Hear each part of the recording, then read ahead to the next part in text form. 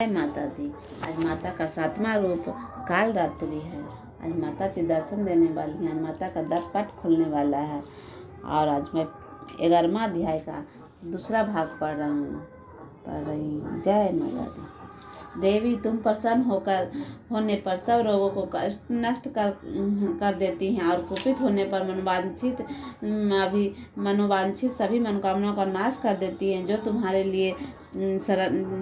तुम्हारी शरण में जा चुका है उन पर विपत्ति तो आती ही नहीं। तुम्हारी शरण में गए हुए मनुष्य दूसरों को शरण देने वाले हो जाते हैं। देवी अंबिके, तुमने अपने स्वरूप को अनेक भागों में विभक्त करने के नाना प्रकार से रूपों से जो इस समय इंद्र धर्म को 2 ही महादैत्यों का संहार किया है, वह सब तुम्हारी कौन कर सकती है। विद्याओं में आने को परासीम करने वाली शास्त्रों तथा आदि वक्तों से तुम्हारी शिवा और की सबका वर्णन है तथा तुमको छोड़कर दूसरी कौन ऐसी शक्ति है जो इस वृक्ष को ज्ञानमय घोर अंधकार में परिपूर्ण ममता रूपी गड्ढे में निरंतर भटक रही हो। जहाँ राक्षस विष वाले सर्प, जहाँ शत्रु नाश और जहाँ दावानल हो वहाँ सब तथा समुद्र के नीच में भी साथ रहकर तुम वृक्ष की रक्षा करती हो। वृक्ष शक्ति तुम विश्राम का पालन करती हो। वृक्ष रूप हो इसलिए संपूर्ण वृक्ष को धारण करती है तथा तुम भगवान शिवनाथ की भी वंदनीय हो। जो लोग भक्ति पूर्वक तुम्हारे सामने मस्तक झुकाते हैं वे संपूर्ण वृक्ष को आसन कर देने वाली हैं। देवी प्रसन्न हो। जैसे इस समय असुरों के वध करने के तुम्हें शीघ्र ही हमारी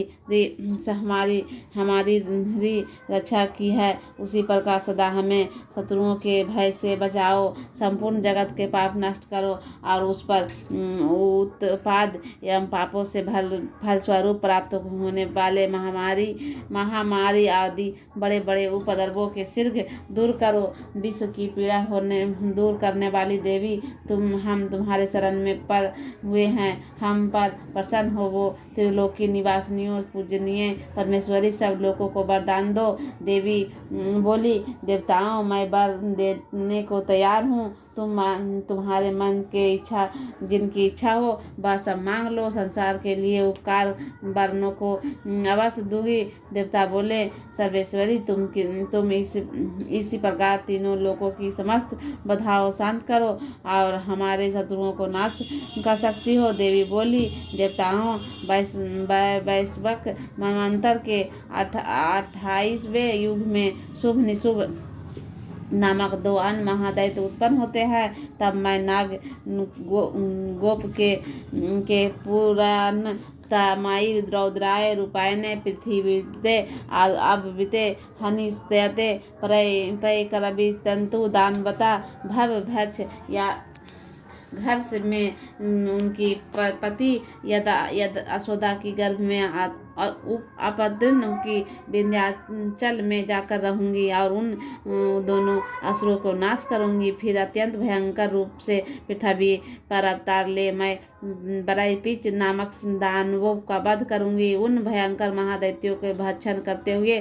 देवदात अनार के फूलों की भांति लाल हो जाएंगे। तब स्वर्ग में देवता और मल लोक में समुद्र तथा सदा मेरी स्तुति करेंगे, मुझे दंत रक्त दांती कहेंगे। फिर तब पृथ्वी पर 100 वर्षों के लिए वर्षा रुक जाएगी और पानी का अभाव में हो जाएगा। उस समय मुनि के स्तन करने पर पृथ्वी पर आयुजा रूप में प्रकट होंगी और मैं नेत्रों से मुनियों को देखूंगी तथा मनुष्य शांत इस नाम के कृत्य करेंगी। देवताओं, उस समय मैं शरीर के उत्पन्न हुई साकार द्वारों समस्त संसार का भरण पोषण करूंगी। जब तक वर्षा नहीं होगी तब तक मैं शाका के रूप में प्राणियों की रक्षा करूंगी। ऐसा करने से कारण पृथ्वी शाकंभरी के नाम से ख्याति होगी।